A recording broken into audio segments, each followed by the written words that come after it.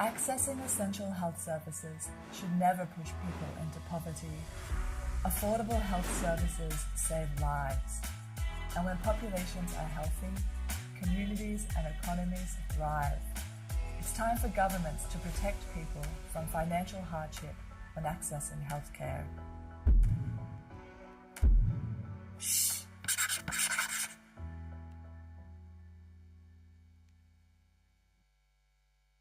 When you need health services, can you access them? Can you afford them? Shockingly, half the world's population cannot access one or more essential health services. And 2 billion people experience financial hardship because of out-of-pocket health spending. That means families have to choose between healthcare or their next meal, medicines or school books. While access to services has been improving globally, using those services is driving more and more people into financial hardship or poverty. Health for all is a fundamental human right and the foundation of sustainable development. Universal Health Coverage Day is a reminder that health for all means everyone can access the health services they need without financial hardship. That's the world that WHO is working for.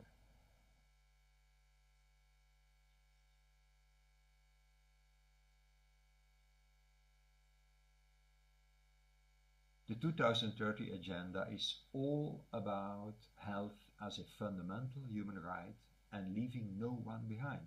Universal health coverage is the way to fulfill this commitment. It ensures that everyone has access to quality health services without financial hardship. And yet, financial hardship remains a brutal reality for millions around the world. Universal Health Coverage Day is an important moment to address these challenges and recommit to our goals. And we must sound the alarm. Denying 730 million people their right to health by 2030, as the figures stand today, is unacceptable. Health is not just a precondition for sustainable development, it's one of its most important outcomes. That's why we remain fully committed and we stand in full solidarity therein with global partners. Achieving these commitments takes more than resources. It's about political choices, leadership, and governmental ownership, especially in times when fiscal space is tight. Governments must see health not only as a right, but as an investment in human capital. Solidarity-based health systems with universal coverage are the way forward. Belgium has already taken action by dedicating extra funding to strengthen health systems in fragile countries. Too many vulnerable groups still face discrimination or exclusion. We can change that together. It is a question of leadership and political choice. You can count on us. La couverture sanitaire universelle est l'une des illustrations les plus concrètes du contrat social liant toute société. Elle engage chacun, sans distinction et sans exclusion. En cette journée internationale de la couverture sanitaire universelle, la France se joint à vous pour réitérer l'importance de porter la CSU comme un projet collectif nous engageant tous. La CSU doit être considérée comme un droit et ne peut être conditionnée à un statut. La France estime qu'elle doit être financée collectivement par un système de subvention publique qui apporte une protection financière universelle contre les dépenses de santé susceptibles d'acculer les personnes à la pauvreté. Nous plaidons pour un cadre renouvelé du financement de la santé mondiale. Pour y parvenir, nous devons mettre en place une gouvernance solide, solidaire et responsable et promouvoir de nouvelles sources de financement pour les systèmes de santé et pour atteindre la couverture santé universelle d'ici 2030. La France réitère son soutien aux efforts conduits par le partenariat pour la CSU et au travail de l'OMS dans l'avancement vers la CSU. Nous invitons l'ensemble des acteurs à continuer à travailler ensemble pour accélérer les progrès vers la CSU et la réalisation de l'agenda 2030 du développement durable.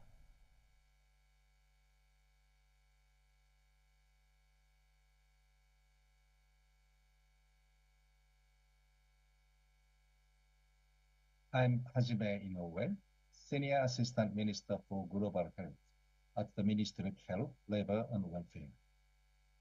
Japan has been emphasizing the importance of UHC worldwide based on the principle of human security. Various efforts are being made to achieve UHC. However, it is regrettable that many people around the world still lack access to essential healthcare services. Furthermore, there are reports of individuals facing severe financial hardships due to high out-of-pocket expenses for medical services. To achieve UHC by 2030, it is crucial to expand the fiscal space for health in each country and ensure stable domestic financial resources. Strengthening sustainable health systems, including health financing, is essential. Currently, we are preparing to establish the UHC Knowledge Hub in Japan next year in collaboration with WHO, the World Bank, and other relevant organizations. As a global hub, this hub aims to facilitate knowledge creation and sharing and capacity building for achieving UHC worldwide, especially for policymakers and practitioners from Ministry of Health and Finance in low and middle-income countries, with aim of enhancing health and finance coordination. We believe that these initiatives align with the theme of this year's UHC Day, health, its only government. Through initiatives such as UHC Knowledge Hub, Japan will continue to promote the achievement of UHC globally. Thank you. Distinguished colleagues, though virtually, it is my great pleasure to join you at the UHC Partnership Global Meeting in New York on this World Day. Achieving universal health coverage is one of the main priorities of Luxembourg's development cooperation strategy in global health. We consider it to be a fundamental human right to ensure equal access to affordable quality healthcare services for all, without having to suffer from financial hardships, discrimination, or stigma. There is no need to remind you of the importance of health for all. Access to universal health coverage should be self-evident, and nobody should have to choose between food, education, or healthcare. Luxembourg has been a strong supporter, both financially and politically, to the Universal Health Coverage Partnership since 2013. And we are very pleased that the Universal Health Coverage Partnership is included in the 14th General Programme of the work of the WHO. At the World Health Summit in Berlin this October, I was pleased to announce Luxembourg's most important voluntary financial contribution of 47.5 million euros to the WHO, thereby supporting the investment round of the 14th General Programme of Work. In that respect, I'm pleased to announce that we will extend our support to Universal Health Coverage Partnership for the period 25-28. You can rely on Luxembourg's support. I wish you a successful conference and happy World UHC Day 2024. Thank you for your attention. The UK is a committed and long-standing supporter of global efforts to achieve universal health coverage. All countries need to deliver access to healthcare for everyone by focusing on quality primary healthcare that protects the most vulnerable from financial hardship. The number of people suffering from financial hardship due to unaffordable health costs is rising. We must all work to change this. The UK is funding new research and working with the WHO and the World Bank to take action on financial protection.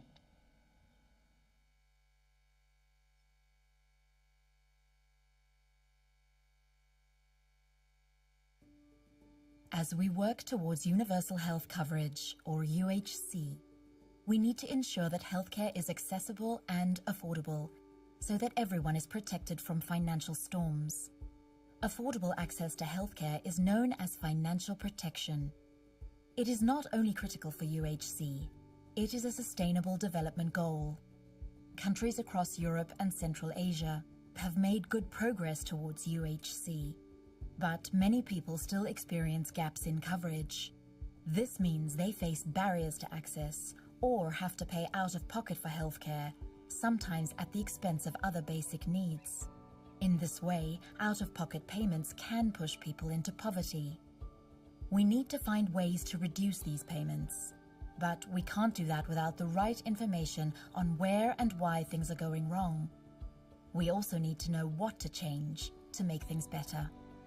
This is why WHO Europe has created UHC Watch, an online platform with data and analysis on unmet need, financial hardship, health spending, and coverage policy in countries across Europe and Central Asia. Designed for policymakers and advisors, academics, journalists, and civil society advocacy groups, UHC Watch makes it easy to find the evidence, resources, and good practice recommendations you need. You can visit the country profiles for a snapshot of who experiences unmet need and financial hardship, and the health services and policies that are responsible. You can use the indicator and policy explorers to get a better understanding of the current situation and to monitor trends over time. You can generate your own analysis, comparing indicators and policies across countries and exporting data and graphics. UHC Watch has the evidence and analysis we need to move us closer to universal health coverage. UHC Watch, tracking progress on affordable access to healthcare in Europe and Central Asia.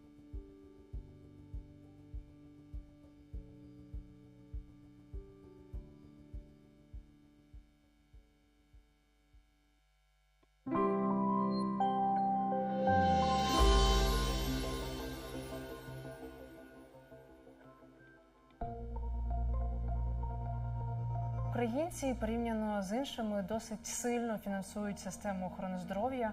Майже половина всього загального бюджету охорони здоров'я складається з витрат з кишені пацієнтів. Кожне 5-те домогосподарство відчуває витрати на охорону здоров'я як катастрофічні для їхнього бюджету. Це близько 2,5 мільйонів людей. Вони заплатили там за комуналку, за там оренду, і у них залишився оцей базовий дохід. З нього от більше 40% йде на охорону здоров'я, на оцю медицину. Більше страждають, по-перше, люди, які найбідніші, і категорії людей, які старшого віку, більше 50 років. Бідні люди можуть витрачати останні гроші, грубо кажучи, на медикаменти.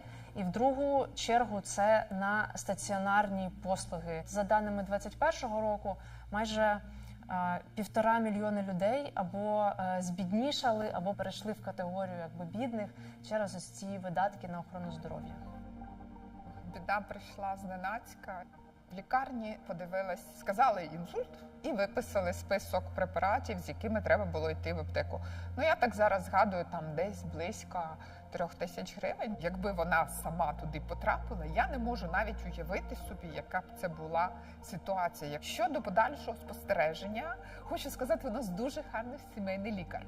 Чудовий, зацікавлений, він дуже обізнаний. І ті рекомендації, які він нам дає, і ті безкоштовні рецепти, які він нам виписує, наразі це не потребує додаткових коштів. Метою реформи було створити пріоритетною первинну ланку для забезпечення потреб пацієнта. Це досить зручно, адже пацієнт звертається в першу чергу до мене, я стежу за його станом і я знаю про кожен крок пацієнта, куди він має піти, що він має отримати. У квітні 2017 року уряд розпочав програму реімбурсації «Доступні ліки». У програмі «Доступні ліки» я вже, мабуть, роки 4 або 5.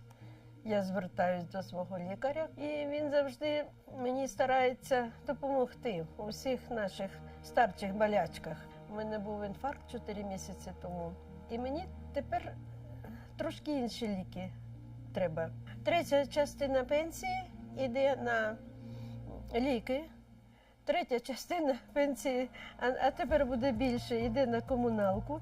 І зовсім там мало остається, що на прожиття, на харчування там, і на все, що носки хочеш собі придбати, чи що-небудь ще.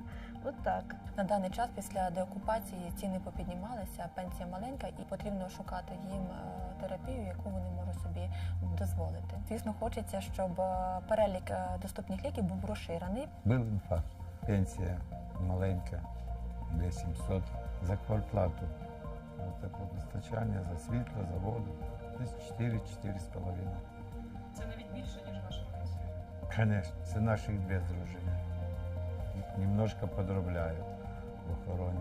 І дохід, і по здоров'ю треба двигатися. Движення – це життя.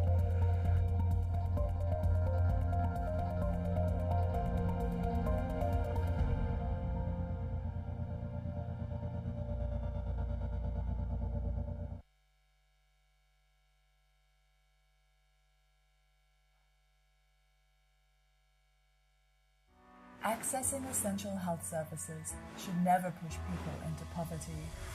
Affordable health services save lives. And when populations are healthy, communities and economies thrive. It's time for governments to protect people from financial hardship when accessing healthcare.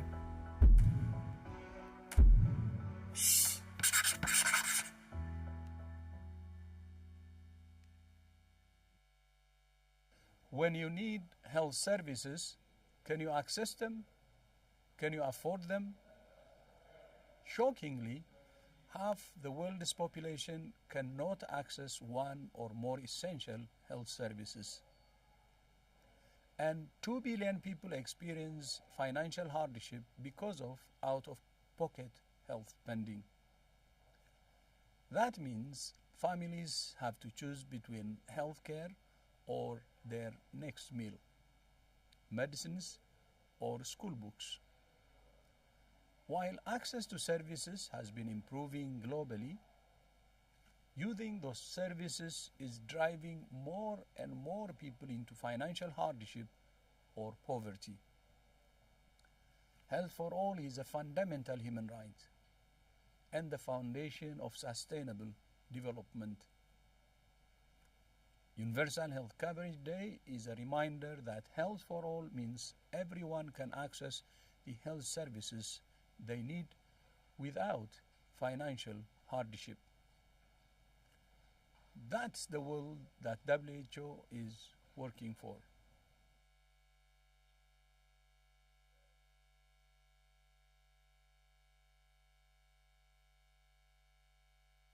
The 2030 Agenda is all about health as a fundamental human right and leaving no one behind.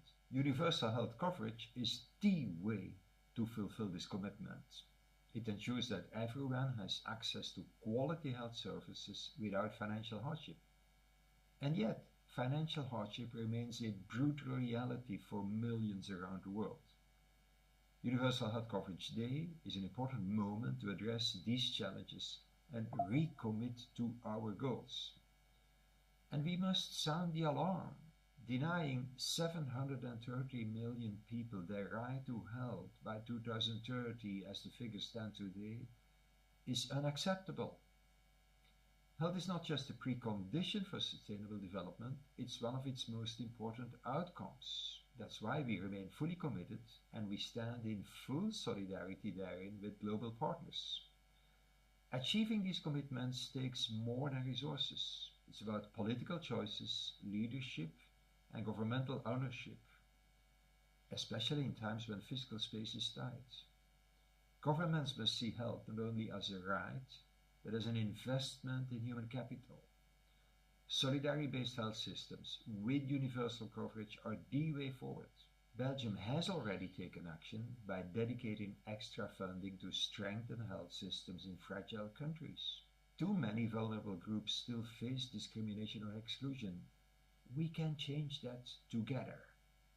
It is a question of leadership and political choice. You can count on us. La couverture sanitaire universelle est l'une des illustrations les plus concrètes du contrat social liant toute société. Elle engage chacun, sans distinction et sans exclusion. En cette journée internationale de la couverture sanitaire universelle, la France se joint à vous pour réitérer l'importance de porter la CSU comme un projet collectif nous engageant tous. La CSU doit être considérée comme un droit et ne peut être conditionnée à un statut. La France estime qu'elle doit être financée collectivement par un système de subventions publiques qui apporte une protection financière universelle contre les dépenses de santé susceptibles d'acculer les personnes à la pauvreté. Nous plaidons pour un cadre renouvelé du financement de la santé mondiale. Pour y parvenir, nous devons mettre en place une gouvernance solide, solidaire et responsable et promouvoir de nouvelles sources de financement pour les systèmes de santé et pour atteindre la couverture santé universelle d'ici 2030. La France réitère son soutien aux efforts conduits par le partenariat pour la CSU et au travail de l'OMS dans l'avancement vers la CSU. Nous invitons l'ensemble des acteurs à continuer à travailler ensemble pour accélérer les progrès vers la CSU et la réalisation de l'agenda 2030 du développement durable.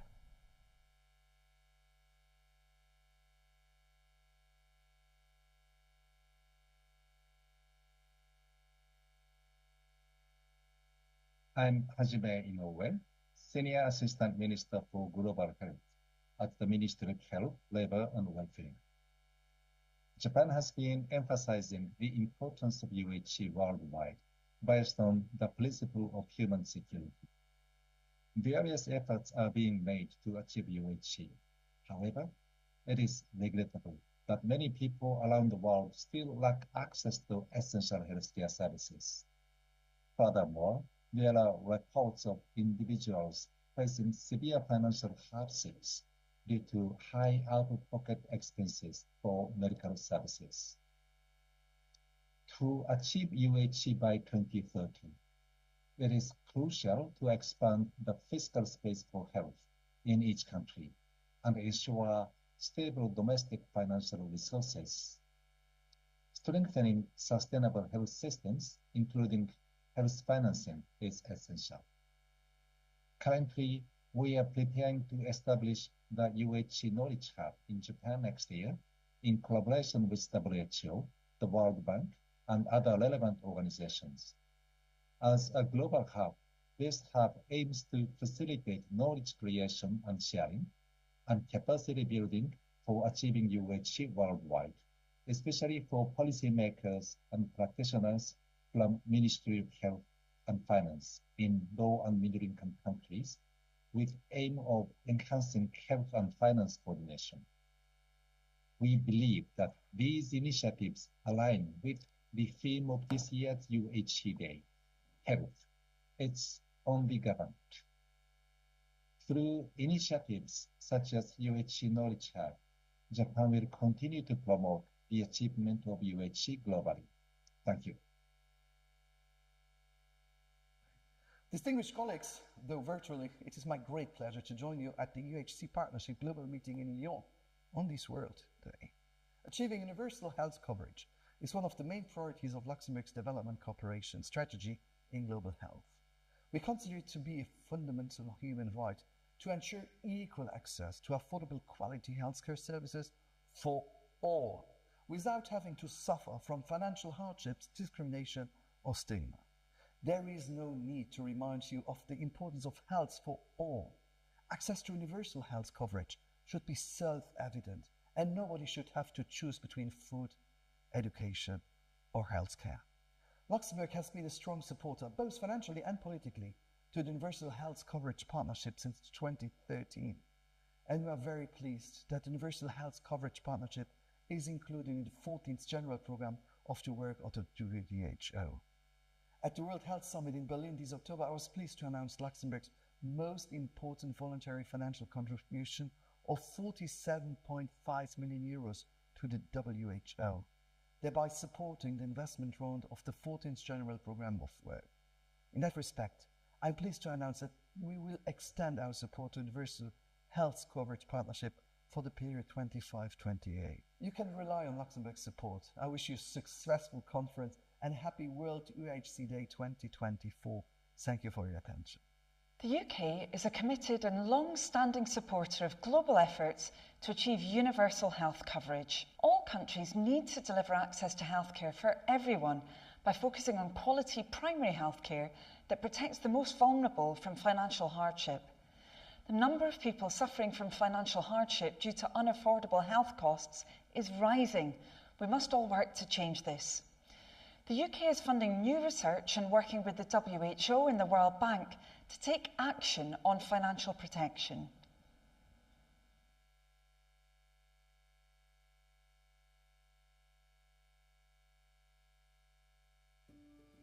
As we work towards universal health coverage, or UHC, we need to ensure that healthcare is accessible and affordable, so that everyone is protected from financial storms. Affordable access to healthcare is known as financial protection. It is not only critical for UHC, it is a sustainable development goal. Countries across Europe and Central Asia have made good progress towards UHC, but many people still experience gaps in coverage. This means they face barriers to access or have to pay out of pocket for healthcare, sometimes at the expense of other basic needs. In this way, out-of-pocket payments can push people into poverty. We need to find ways to reduce these payments, but we can't do that without the right information on where and why things are going wrong. We also need to know what to change to make things better. This is why WHO Europe has created UHC Watch, an online platform with data and analysis on unmet need, financial hardship, health spending, and coverage policy in countries across Europe and Central Asia. Designed for policymakers and advisors, academics, journalists, and civil society advocacy groups, UHC Watch makes it easy to find the evidence, resources, and good practice recommendations you need. You can visit the country profiles for a snapshot of who experiences unmet need and financial hardship, and the health services and policies that are responsible. You can use the indicator and policy explorers to get a better understanding of the current situation and to monitor trends over time. You can generate your own analysis, comparing indicators and policies across countries and exporting data and graphics. UHC Watch has the evidence and analysis we need to move us closer to universal health coverage. UHC Watch, tracking progress on affordable access to healthcare in Europe and Central Asia.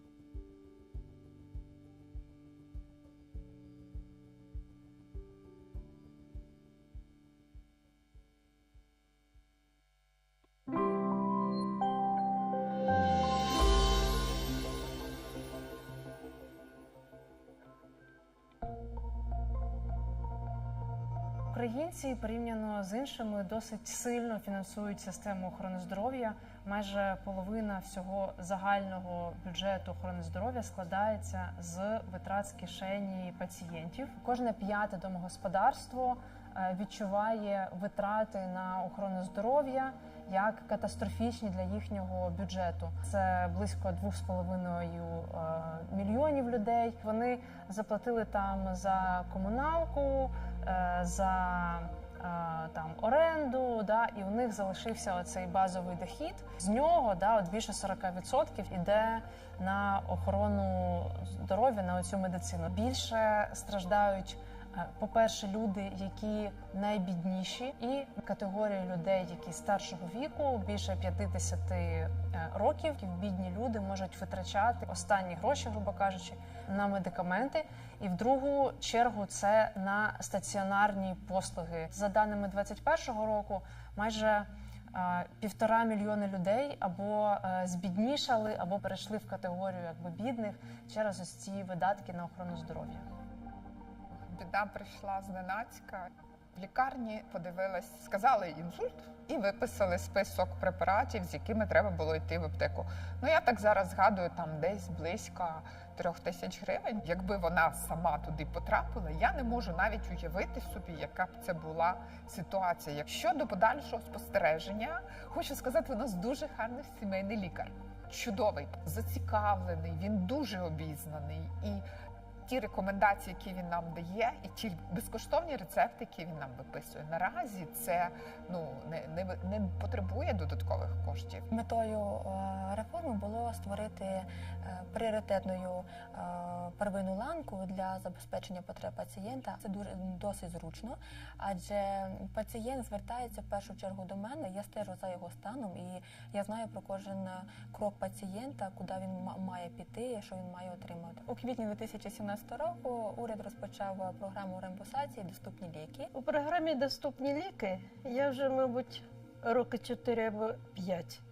Я звертаюсь до свого лікаря, і він завжди мені старається допомогти у всіх наших старчих болячках. У мене був інфаркт 4 місяці тому, і мені тепер трошки інші ліки треба. Третя частина пенсії йде на ліки, третя частина пенсії, а тепер буде більше, йде на комуналку. І зовсім там мало остається, що на прожиття, на харчування там, і на все, що носки хочеш собі придбати, чи що-небудь ще. От так. На даний час після деокупації ціни попіднімалися, пенсія маленька і потрібно шукати їм терапію, яку вони можуть собі дозволити. Звісно, хочеться, щоб перелік доступних ліків був розширений. Був інфаркт, пенсія маленька, 2700 за квартплату. За теплопостачання, за світло, за воду. Десь 4-4,5. Це навіть більше, ніж ваша пенсія? Звісно, це наших дві дружини. Немножко подробляю в охороні. І дохід, і по здоров'ю треба двигатися. Движення – це життя.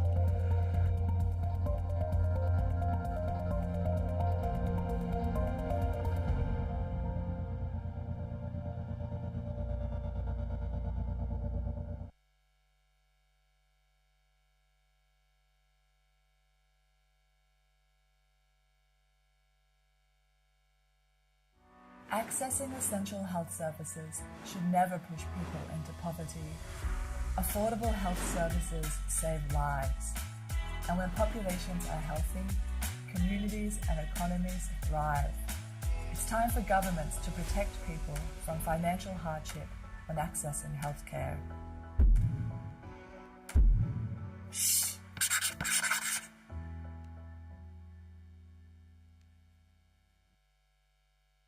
When you need health services, can you access them? Can you afford them? Shockingly, half the world's population cannot access one or more essential health services. And 2 billion people experience financial hardship because of out-of-pocket health spending. That means families have to choose between healthcare or their next meal, medicines or school books. While access to services has been improving globally, using those services is driving more and more people into financial hardship or poverty. Health for all is a fundamental human right and the foundation of sustainable development. Universal Health Coverage Day is a reminder that health for all means everyone can access the health services they need without financial hardship. That's the world that WHO is working for.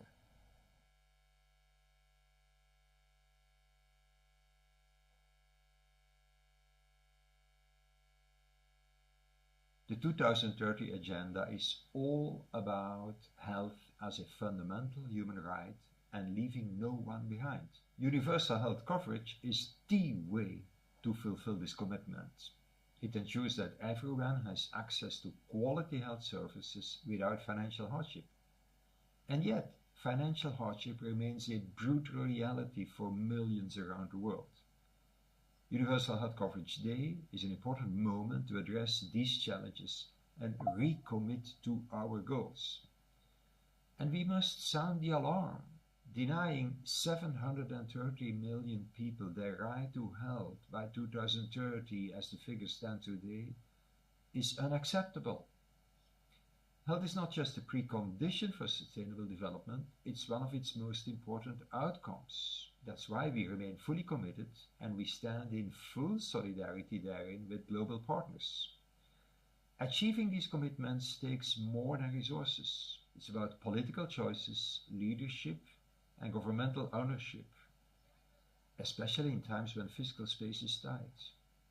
Governments must see health not only as a right, but as an investment in human capital. Solidarity-based health systems with universal coverage are the way forward. Belgium has already taken action by dedicating extra funding to strengthen health systems in fragile countries. Too many vulnerable groups still face discrimination or exclusion. We can change that together. It is a question of leadership and political choice. You can count on us. La couverture sanitaire universelle est l'une des illustrations les plus concrètes du contrat social liant toute société. Elle engage chacun, sans distinction et sans exclusion. En cette journée internationale de la couverture sanitaire universelle, la France se joint à vous pour réitérer l'importance de porter la CSU comme un projet collectif nous engageant tous. La CSU doit être considérée comme un droit et ne peut être conditionnée à un statut. La France estime qu'elle doit être financée collectivement par un système de subvention publique qui apporte une protection financière universelle contre les dépenses de santé susceptibles d'acculer les personnes à la pauvreté. Nous plaidons pour un cadre renouvelé du financement de la santé mondiale. Pour y parvenir, nous devons mettre en place une gouvernance solide, solidaire et responsable et promouvoir de nouvelles sources de financement pour les systèmes de santé et pour atteindre la couverture santé universelle d'ici 2030. La France réitère son soutien aux efforts conduits par le partenariat pour la CSU et au travail de l'OMS dans l'avancement vers la CSU. Nous invitons l'ensemble des acteurs à continuer à travailler ensemble pour accélérer les progrès vers la CSU et la réalisation de l'agenda 2030 du développement durable.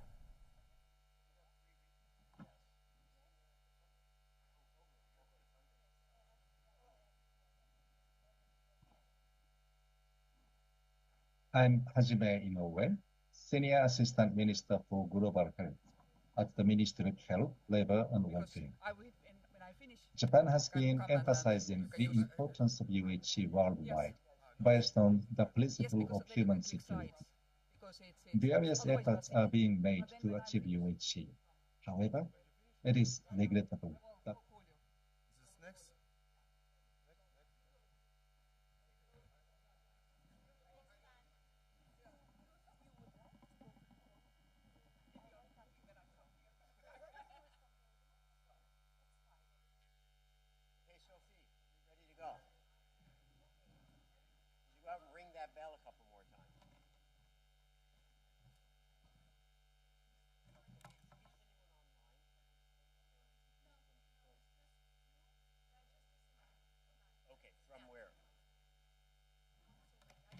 open to where to go.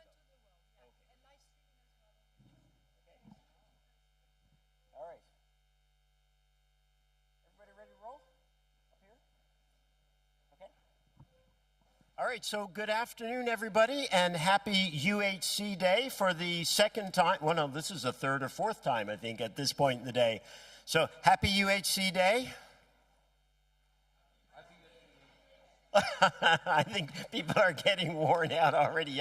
Get the clap for UHC Day. So welcome back, and a very special welcome to our colleagues from the WHO Africa region, the Eastern Mediterranean region, and the European region, who we're going to showcase in this segment of our celebration that's going to run throughout the day today.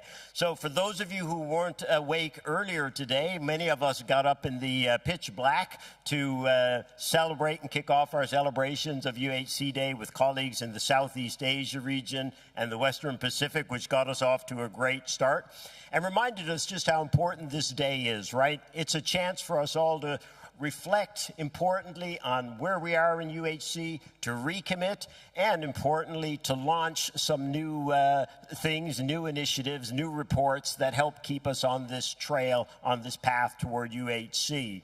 So we've had multiple celebrations. By the way, today is reminding me a little bit like my birthday. I'm one of those people who like to celebrate for days in advance, on the day of my birthday and days afterwards. So I'm all for these multiple celebrations and delighted we're doing it.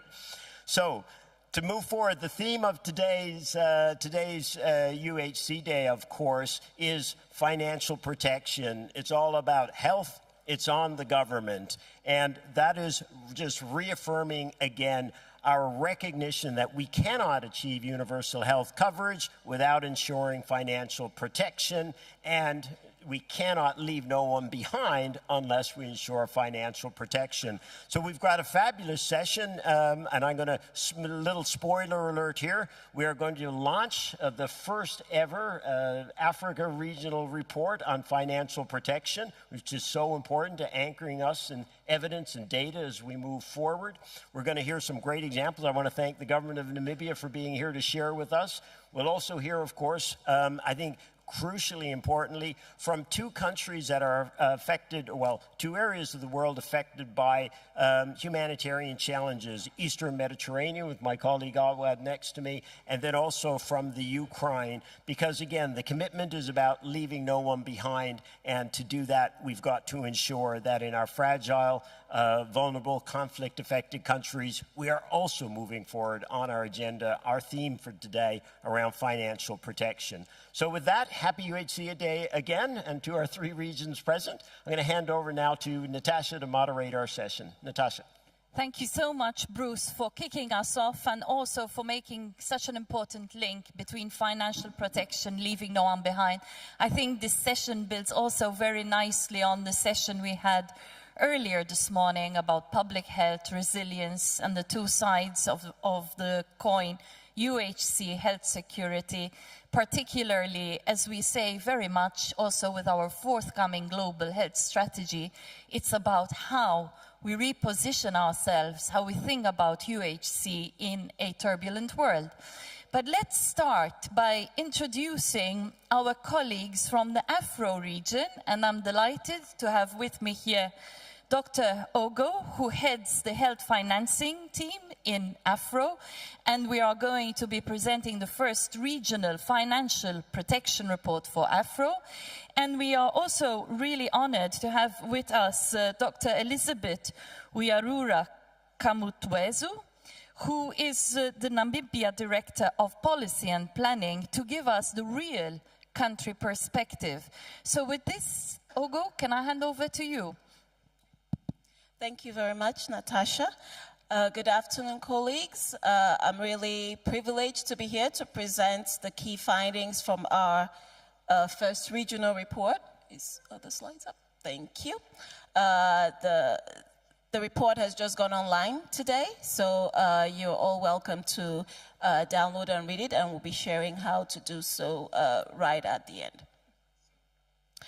So just to go quickly through the real headline messages for us, in the African region, we see that starting with the positives, the proportion of people who are being pushed or further pushed into poverty as a result of paying for health expenses out of pocket has fallen drastically over the past 2 decades. However, we also realized that it fell a little bit slower than in the rest of the world.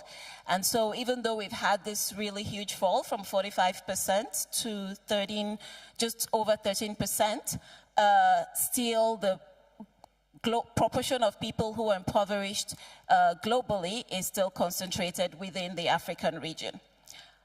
Also, on the, I would say, good but not so good side either, the flat line we see there is refers to catastrophic spending, and we can see that there's not really been an increase as we've seen in the rest of the world. However, there's not been a reduction either, and so that number stays just below 10% of the population that is facing catastrophic spending due to out-of-pocket spending. And these translates to over 200 million people on the continent who face some form of financial hardship due to paying directly for health services out of pocket. And in our analysis as well, some of the factors that we found that were correlated with increased financial hardship, one was on household composition. Firstly, that households that are multi-generational, as well as households where the age of the head of household is 60 or older, we're more inclined to have to face financial hardship more than, for instance, those where the head of household is younger. Also looking at the household economic status, not surprisingly, those in the bottom quintile were up to 5 times more likely to face financial hardship than those in the highest quintile of consumption.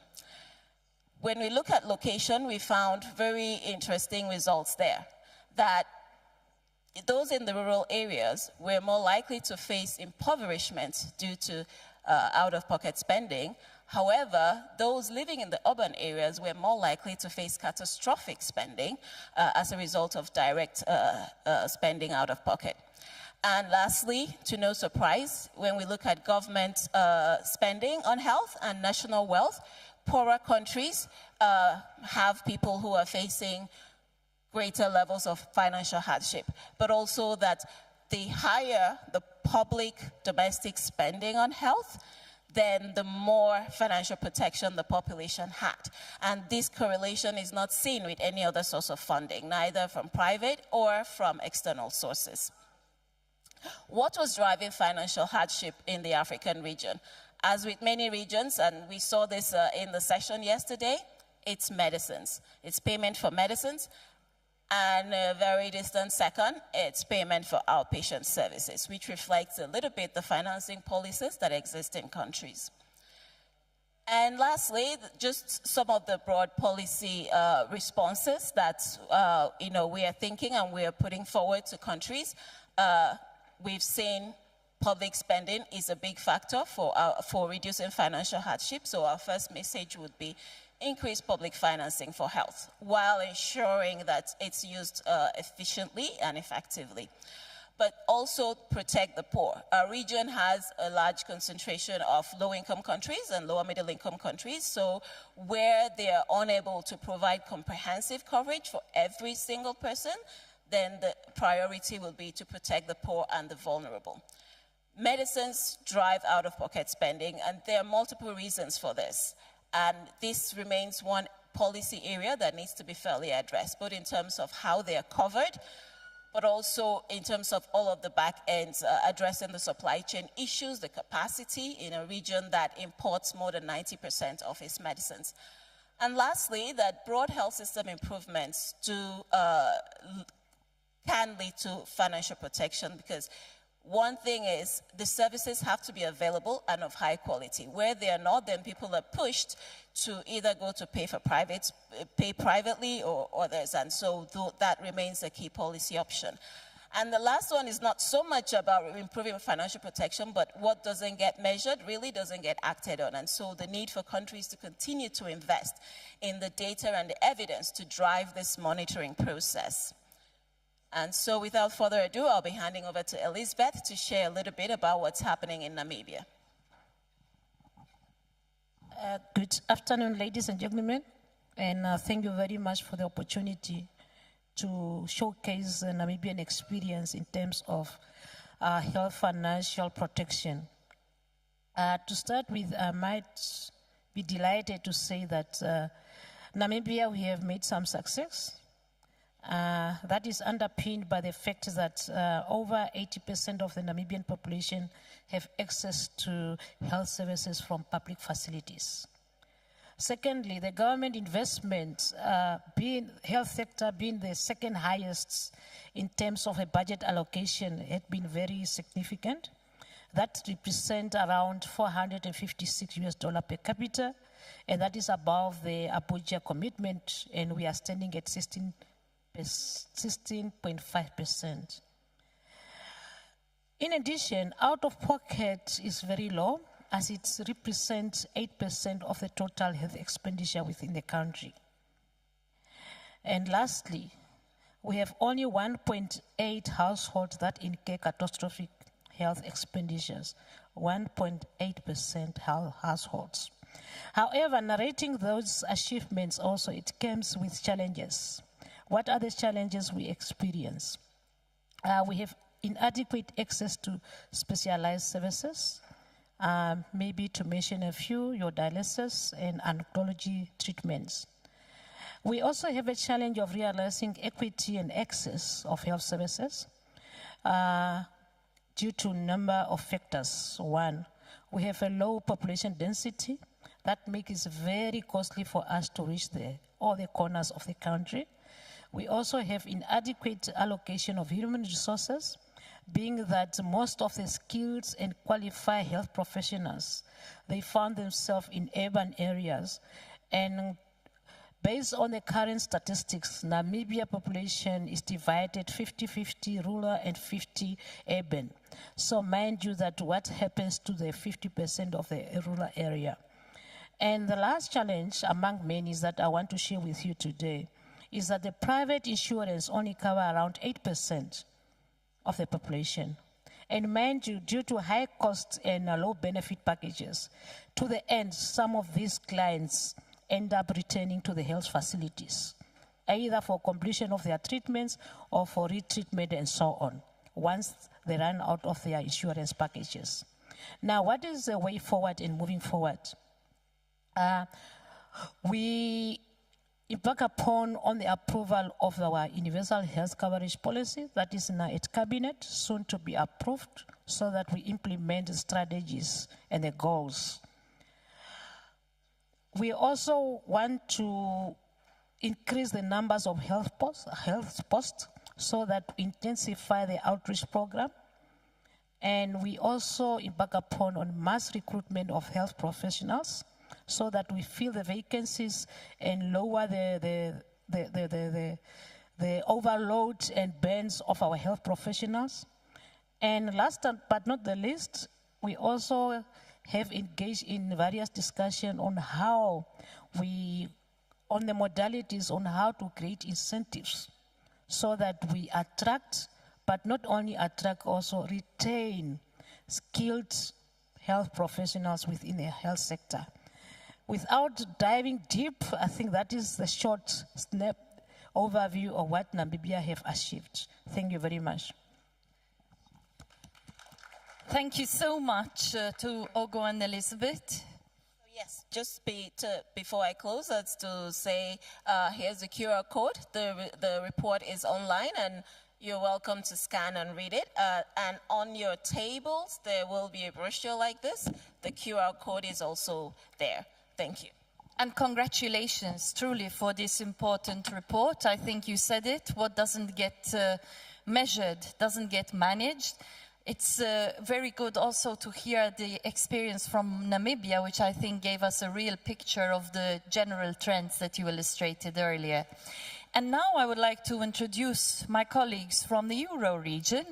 And what struck me listening to Ogo and Elizabeth is that actually we will hear some very similar stories also from the Euro region. Particularly, I think we keep repeating the issue about medicines, and this is one where we all need to do better together. So I'm delighted to introduce Trinh Habit, who is from our Barcelona office on health financing.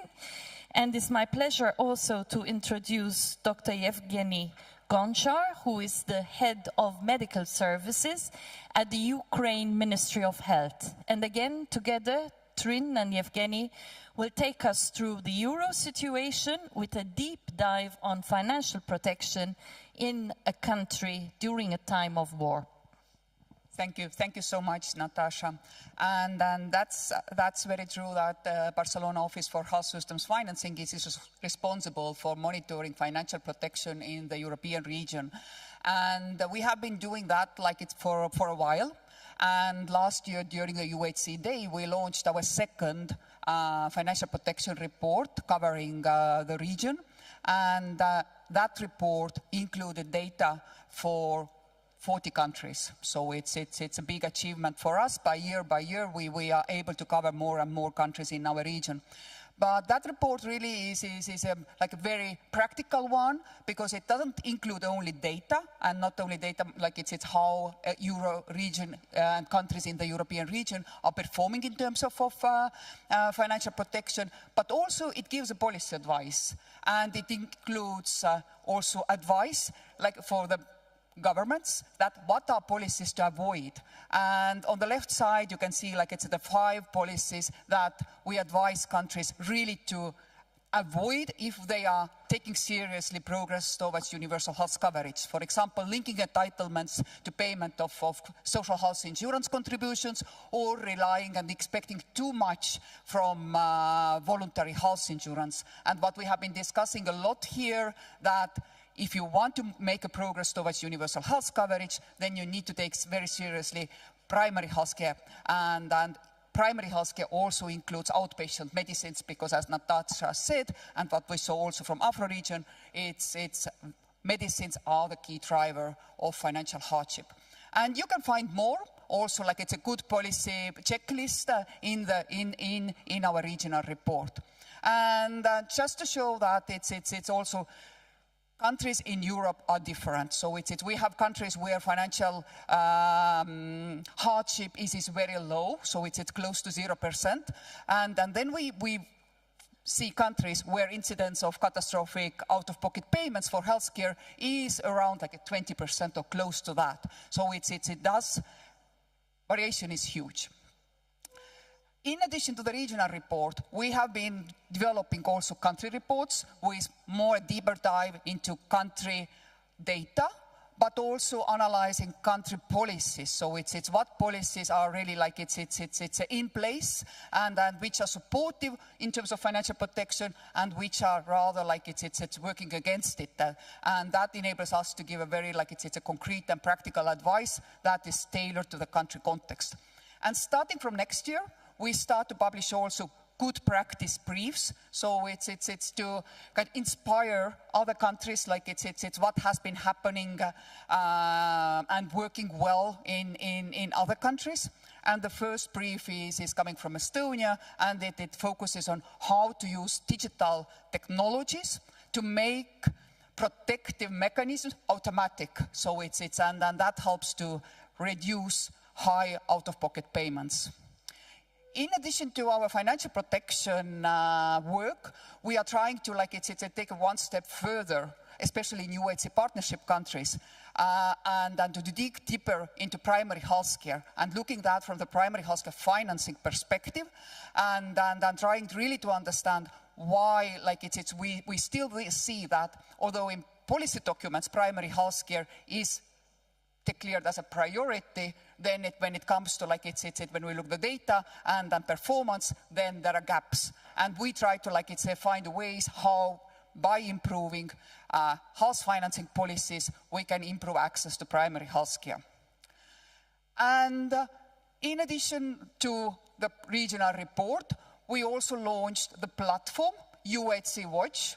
So those who have your computers open, you open Google and you type in UHC Watch, then you can access, you don't need to remember its address, but just UHC Watch.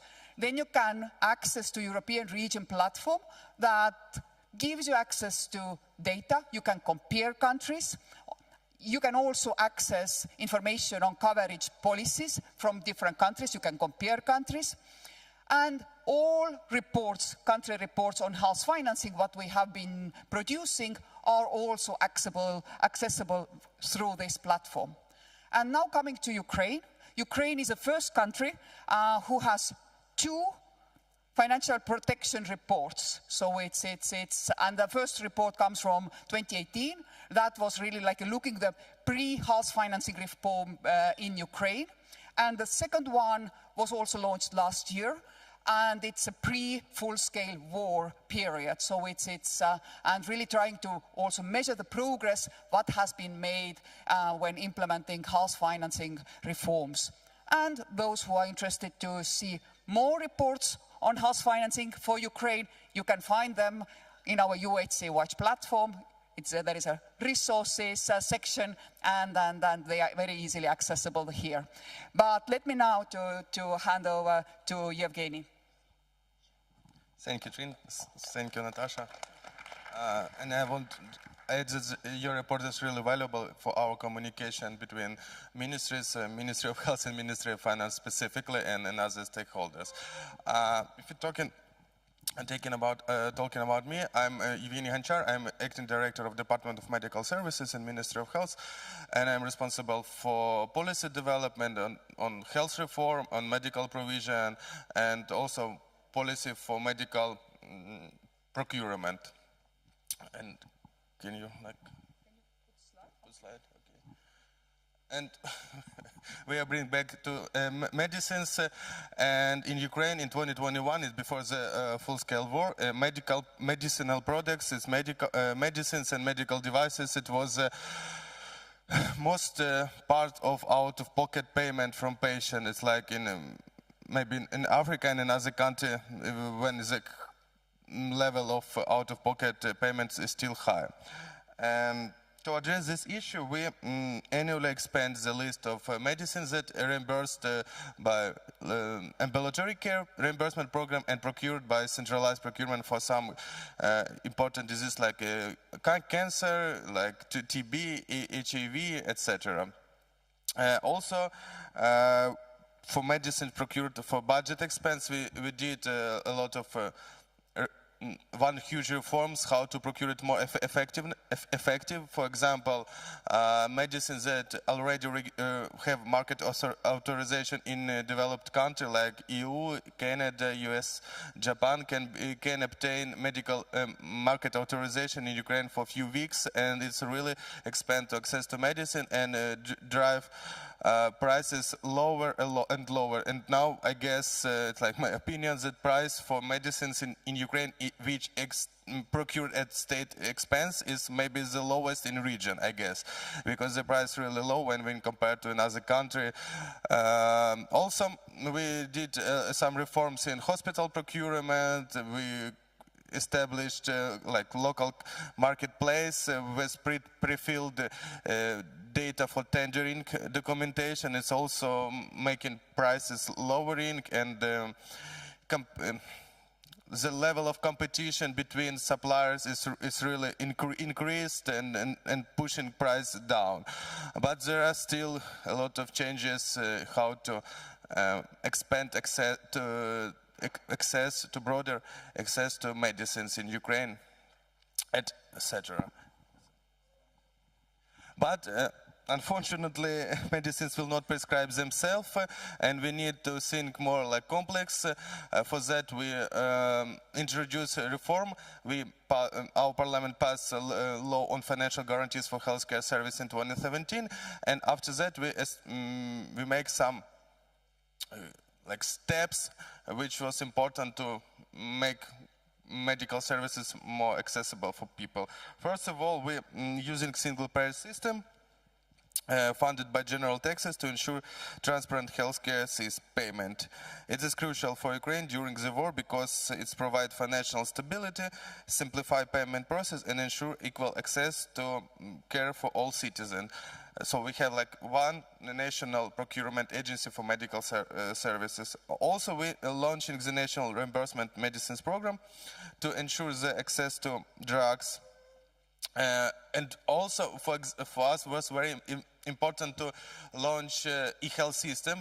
I guess we have really comprehensive e-health system that most documents now is on e-health. If you need prescription, if you need a referral, if you need some documents, etc., all the data in e-health, mostly data in e-health system. It's not like 100% still, but a lot of information in e-health system.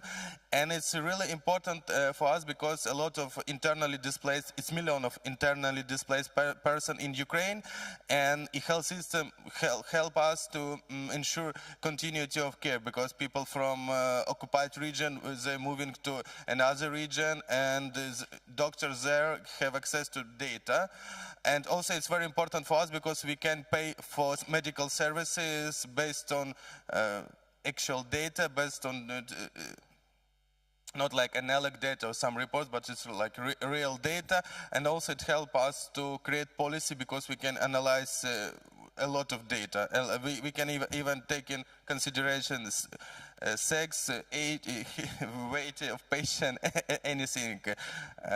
Also, now we're working on improving financing mechanisms for specialized medical care, specifically with focus on new needs. It's like rehabilitation service and mental health service, because Ukraine affected on by war, and a lot of people have, as you understand, problem with mental health. A lot of people with depression, with anxiety, etc. And but for us, it's challenging how to ensure good incentives for providers to provide like effective and good care for these people, for this person, with low amount of money that we have.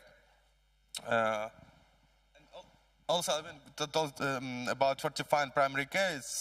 Primary care is like very important in Ukraine, and we have a capitation rate for primary care doctors with some performance-based payment too for them if they achieve some indicators. But the reforms are not easy to sustain, as the war continues and places additional burden on the system every Ukraine. You can see the map. It is a map of a damaged healthcare facility by Russian military, and as you see, there are a lot of healthcare facilities not in war-affected area. There are even destroyed and damaged healthcare facility in western part of Ukraine where are no military Russian troops. Most of this hospital was damaged by Russian missiles, ballistic missiles, cruise missiles, drones, part of the drones, etc. Fortunately, we're trying to restore healthcare facility, and you see the green dots, it's restored, yellow is particularly restored, but a lot of hospital healthcare facility is totally destroyed. As you see, more than 200 healthcare facility building is totally destroyed. And maybe you even know about the case when Russian cruise missiles attack a children's hospital in center of Kiev, it's Ahmadit, when one building was totally destroyed and another was very damaged. It's tactics of Russian because they try not to, it's tactics of military aggression. They trying to make a house of population, and people was very like, affected mentally about it, because for everybody when hospitals near your house is damaged, it's make you very upset. I want to tell. And also more than 100 medical professional, civilian medical professional was killed during their work when Russian attacks civilian hospital. It's not include military medical professional is another number. So if we're talking about our priorities that we can guide into the health system in moving toward UHC even during war times, first is entitlement to publicly financed health services based on residency, central pooling of when most government health budget is under the single payer. Next, introduction of reimbursement program, and user charges we trying to keep as minimum.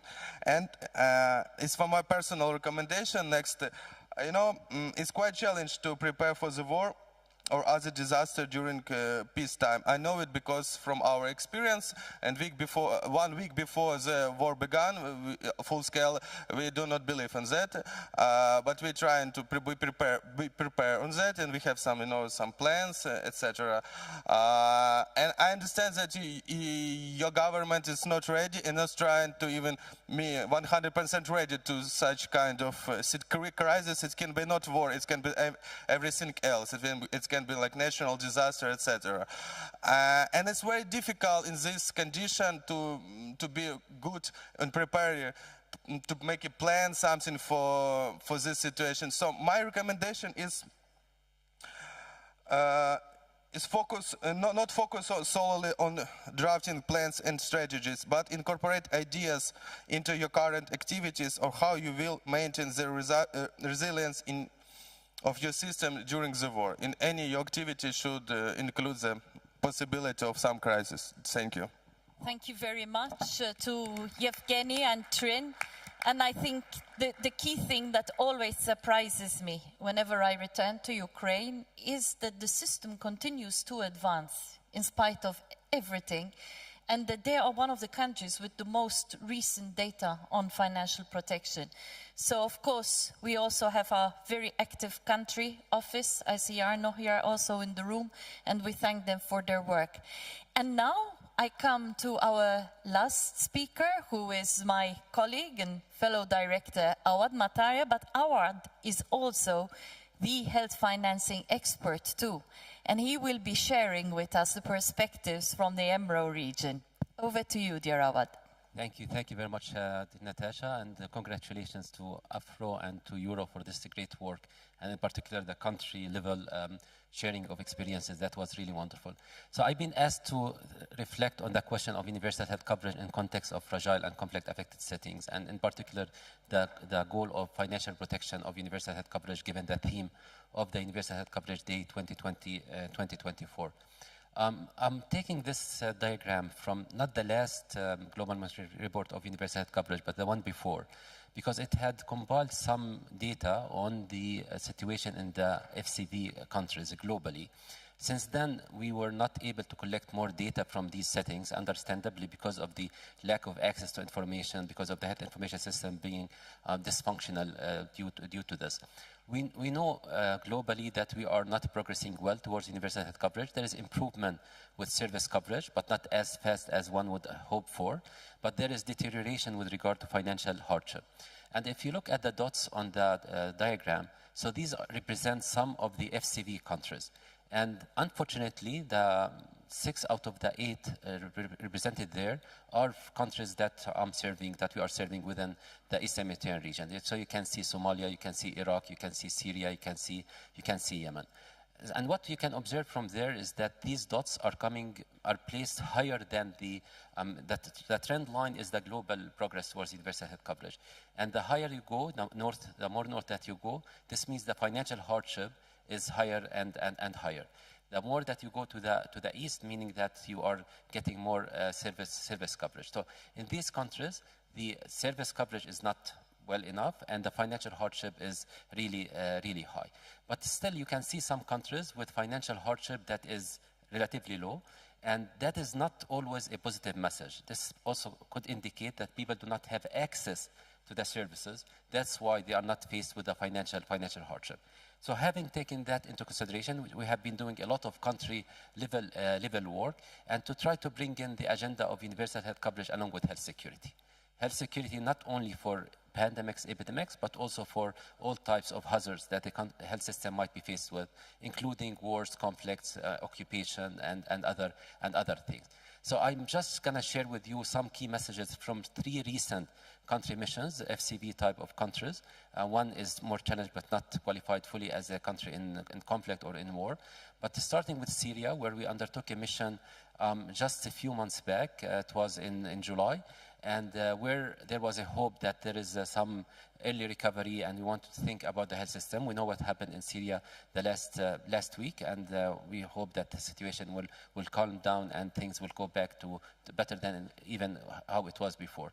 But in Syria, the idea was that there is a hope for some early recovery, and the question was how to help the government inform a national strategic health plan that would bring in the universal health coverage and the health security agenda.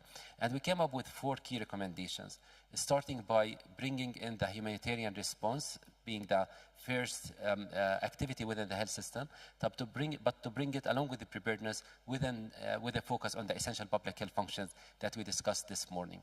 The second priority was related to building institutions by strengthening Ministry of Health. You would be amazed, and it is expected that the institutional capacity has been very much weakened during almost more than a decade of instability, of different factions fighting one another. So to build the institutions, to optimize the role of the Ministry of Health in the overall system. And the third recommendation was about to reorient the model of care, to reorient service delivery based on the primary healthcare approach, leveraging the three components of primary care: essential public health functions, multi-sectorality, and community engagement. And our first priority was about the financial protection. So Syria has for long been known to be to have a health system with good financial protection level. I mean, the money was mostly coming from the Ministry of Health, from the government, but with the current situation, more and more out-of-pocket is being observed in the country. We don't have the exact evidence, and this is where we have been discussing along with colleagues from see some of the room with Gabriella and others, how we can get the data on the financial protection in such context. The second country is Djibouti, and we have colleagues from Djibouti in the room who can speak to this better than me. But the idea in Djibouti was again to help inform the next National Strategic Health Plan with strengthening the leadership role of the Ministry of Health. Again, with a focus on the primary healthcare approach and strengthening the primary care facilities in the country. But what was really striking in Djibouti is the challenge that is imposed by the large number of migrants that are passing through the country, coming mostly from Ethiopia, but other parts of Africa, trying to cross the Mediterranean toward the Gulf countries and then to find their ways either towards Europe or others. So how to bring in those migrants under the remit of the national health system and ensure that they are covered and receiving the care that they need. Djibouti for long has also been demonstrating high level of financial protection, low share of out-of-pocket in their health spending. It is a small country relatively population-wise, but there is a lot of disparity, and this is something that we have been looking at in the context of Djibouti. And the third country is that from the last mission that we undertook, it was in Yemen. So in Yemen, I was mentioning to my colleagues that for almost more than 10 years, myself and many of my health system colleagues were not able to go to the country. The main focus was on the humanitarian response, but now there is some scope for some early recovery, and the question that was addressed to us, how to shape the model of care to ensure progress towards universal health coverage. So we came up with an approach for shaping the model of care on the country. The three levels of the organization, colleagues from headquarters, from the region, from country office, we went together to Aden, to the southern part of the country. We couldn't go to the northern part of the country, unfortunately.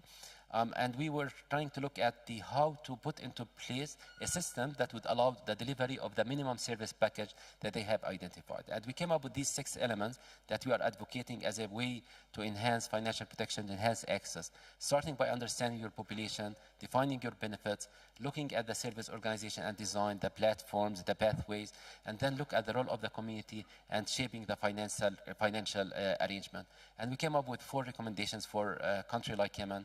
Again, building their institutions, strengthening the health workforce, as it was mentioned by my colleagues, but also shaping the service delivery and transforming the health finance system towards the dual goals of universal health coverage and health security. I would like to conclude by sharing with you our approach in the region for all our health system work in FCV and in normal setting. So we are very much focused on bringing the dual goals of universal health coverage and health security by shaping the health system based on the primary healthcare approach, but also bringing in health emergency and disaster risk management under the remit of the health system. We believe if we do so, we will have the resilient and equitable health system that would allow us to achieve SDG 3, but also social and economic development. What we are putting on both sides of our implementation framework is the need to mainstream all public health programs, being communicable, non-communicable, RMNCH, within our health system work, but also to bring in what economists call common goods for health, or the essential public health function within the scope of the health system. So a lot is to be learned. More needs to be done in these settings, and very much looking forward to working with all of you in advancing that agenda. These are just leaving it on the screen. These are our 7 regional priorities that we are using to put into practice this framework. And last but not least, there is this short article that we published in The Lancet, which we titled "Surviving or Thriving," and it's not either or, how to move together towards that ambition. Thank you very much. Thank you so much, Awad, also for that run-through and really telling us about the different countries. And yet we find the same hallmarks. And the reason that I love financial protection as an indicator, because it is an indicator really about how your health service is delivering. I think we were hearing also Elizabeth saying earlier that if you don't deliver quality health services, if they are not accessible, on paper people may be covered, but in practice then they suffer because they have to seek recourse to parallel private systems.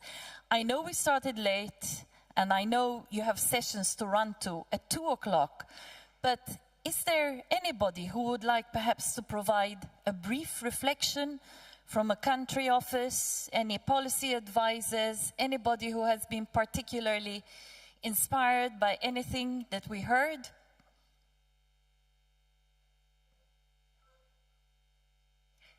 Over here, please, can you introduce yourselves? Merci. Thank you, everybody, for the fantastic panel. I'm Cristóbal Cuadrado, Health Systems and Service Advisor for PAHO, Argentina. I have a reflection, and it's a question for you. We see across countries the problem of out-of-pocket expenditures linked to the access to medicines. And in most of our health packages, medicines at the primary health care are covered. But still, we see this persistent problem. So what is happening? What is happening in primary healthcare services, in the health systems, that finally people is paying for that medicines? I think that can be different in each country, but I think that a further reflection on that is key to really understand how we can push forward that coverage. Thank you very much for your observation.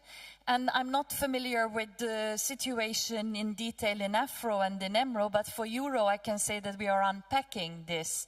And of course it's different in different countries, but this is where we need to reach out really and hold the hands of our colleagues in the medicines access teams, because you need to start going into the details. Sometimes it's shortages, sometimes it's, for example, lack of trust in the products that are covered by the public system. So there's further work to do, and thank you for your feedback. Bureaucracy access problems are frequent, I would say. Sophie, where is the microphone? On that table there. Thank you. Thank you so much, distinguished panel members, all our friends, so especially Awad. My colleague raised a very important question about access to medicine and consumable and supplies, but I am coming from a different angle, that in EMRO, we have 7 countries under sanctions, embargoes, or whatever. Some are UN Security Council sanctions, but some are what we call unilateral coercive measures. And that limits the ability of the country itself, but also WHO, to bring life-saving essential medicine and supplies. This is the major challenge, and that's why the regional committee, last regional committee, had a special session on sanction, and there is a decision on that also, entitling WHO to do 1, 2, 3, 4, 5. Number one. Number two, what was presented very eloquently by the panels, especially Dr. Awad Mataria, the framework, and we really have a lot to learn from that and apply to at the country level. But we also have to keep in mind that every country context is very different. And we have to have a contextual approach. And I'm very glad Awad highlighted Yemen, Syria, and Djibouti, 3 very different settings. But I think from us as a technical advisor to the member state, not only to the Minister of Health, but to the member state, we really need to contextualize it more. Because in theory, it looks different than what we do contextually at the country. Thank you very much. And thank you also for the first point you raised. Do we have time for 2 more interventions, Sophie, before we close? 5 minutes. 2 more interventions. Okay. Thank you, Natasha, and thanks to the panel. Well, the question I want to raise is probably obvious to everyone, but I feel that we don't clearly announced it in the discussion. The point that, I mean, the financial hardship that people have in access to health services is following access to health services itself. So let's say if a country doesn't have enough services, they will not have financial hardship and accessing those. So while we are enhancing access to services, we should realize it may actually reflect badly on that indicator because sometimes it's not possible to do everything together. And in terms of how to package this policy message, I think we need to do more and to communicate it better with policymakers at national level. Thank you so much for that reflection, and I know that colleagues in many offices are trying to find ways also to measure unmet need at the same time and to provide this as part of the larger picture. Our last intervention. Yes, I'm Renee van der Weert, WHO representative in Somalia. Perhaps just building on the point made by my previous colleagues. First on access, how is that captured in countries that are fragile? And fragile also means fragile information systems. I just had a practical question. In countries like Somalia, a lot of discussions are happening on social safety nets, social protection, and often these discussions are led by the World Bank, World Food Programme, because they often focus on food insecurity. But I would like to hear a good experience, so how WHO can, from a financial perspective, influence social protection, social safety nets, and what has been documented on that. Thanks. Thank you very much for that question too. I think we're going to have to close this session over here, but I'm going to invite also Awad perhaps to reach out briefly on the fragile very quickly, and maybe Oko or Trin, anything on the medicines unmet need, but 1 minute each. Yeah, no, thank you very much. And this is, I mean, I want to say it's great, but it's not great that we have many fragile countries, but it is great that the topic is being raised over the last 2 days. And this shows how it is important that we reconsider our thinking about how health system is conceptualized, is implemented in these specific contexts. So from a health finance point of view, a lot what is happening in the context of FCVs has to do before even reaching to the health service. So it is what we would refer to as demand side challenges and demand side pitfalls that would not allow people to reach there. And this is where we want to have new instruments and to have new approaches for that matter.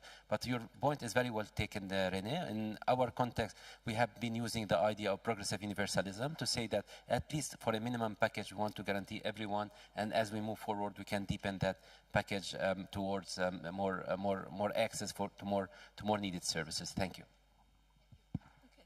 And thanks, Natasha. On the medicines issue for Afro specifically, one, as Natasha has already said for Euro, that's an issue that we're looking into quite a bit. The reasons are really, they vary, but they vary by country. In our region, a few things to highlight. One, medicines are not always well covered. And sometimes, I mean, on paper, it's in the benefit package or in the essential package, but they're never in the facility when you need them. So people have to go and buy. Two, the supply chain is quite fragile in many countries.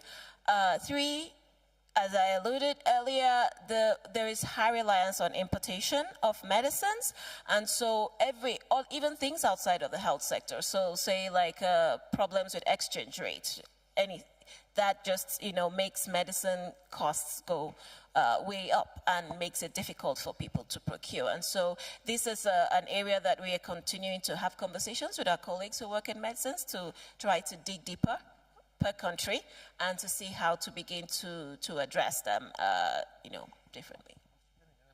I will take Trin and then final words to our country. Yeah. Very briefly, it's a point on unmet need. Absolutely, we always try to collect data also on unmet need when we are analyzing financial protection, because it's really that's like universal health coverage is not only about financial protection but also unmet need. But related to medicines and I think also it's what we also see, and that's opposite to unmet need. There is also we see a lot of consumption of medicines. They are not necessarily prescription medicines, they are the over-the-counter medicines. We don't know how, we have a very good idea exactly like it's what drives that, whether it's because public system or primary healthcare system is not performing well, or it's really about the marketing and unnecessary demand or induced demand for these products. It's country specific. We have to do more work on that, but we also see that this is, in some countries, it's even more important driver of financial hardship than prescription medicines are. Last words to Elizabeth and Yevgeny, your final reflections. Thank you very much. Thank you very much. My concluding remarks, I want to maybe just highlight that realizing financial protection, it's not the sole responsibility of government. However, we need stakeholders together in terms of a public-private partnership so that we mobilize the necessary resources, especially from the end where I come from in a developing country. Government alone will not be able to realize this dream and sustain in the long run. That's my final remarks. I want some reflection about access to medicine, and Trin told before about not necessary demand, and I will focus on another. We as a global society can work with infection disease, because we have a lot of program and good access to medicine for HIV, TB, malaria, and etc. Yes, but there are no any. I don't know at least a real global program about access to medicine for non-communicable disease. People on the developing country have no access for a lot of cancer chemotherapy medicines, just like immunotherapy, etc. And it's not because of the fundamental price of this medicine is so high. It's because of pricing policy. And if man or somebody in Asia, in Ukraine, in Africa cannot afford them some new chemotherapy medicines, they will not buy it just because they have no money, and there are no opportunity now, like global opportunity, what to do with that. People mostly thinking about infection disease, but I guess we need to some incentives and some idea about non-communicable disease, because it's not its biggest problem. Thank you. Thank you. Please give a round of applause to our great panelists. And I think clearly we have an agenda set out for us for the next 10 years, even just on this interface between financial protection and access to medicines. Plenty to digest, great panel, and happy UHC Day. Let's move on to the next set of panels. Thank you.